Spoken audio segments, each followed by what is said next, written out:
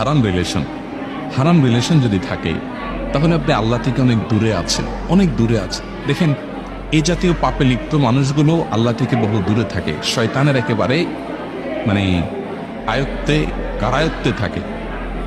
যার কারণে আপনি দেখবেন এই ধরনের গুনাহে লিপ্ত মানুষগুলো আল্লাহ ভীরু হওয়ার পথে অগ্রসর হতে পারে না, তার পিছুটান থাকে, ভয়ঙ্কর পিছুটান থাকে। এই জন্য এই অবস্থায় আপনি নামাজ কালাম পড়লে আপনি দায়মুক্ত হয়ে যাবেন, যে ওয়াক্তের ফরজ আদায় করলেন, কিন্তু আল্লাহ তাআলার নাফরমানি করার কারণে আপনি গুনাহগার, আপনি পাপিষ্ঠ। সেজন্য গুনাহমুক্ত হওয়ার চেষ্টা করা উচিত। নফল আমলের চাইতে আপনার এই হারাম রিলেশন ছাড়ার গুরুত্ব অনেক বেশি, আপনার নফল রোজা রাখার চাইতে যে গুরুত্ব অনেক বেশি। তবে হ্যাঁ, এর মানে এই না যে হারাম রিলেশন আছে দেখে আপনি নামাজ কালাম পড়বেন না। নামাজ কালাম আরো বেশি করে পড়বেন, যাতে করে আল্লাহ সে হারাম থেকে আপনাকে সরায়া নিয়ে আসে, এবং দোয়া কবুল হবে। কিন্তু হারামে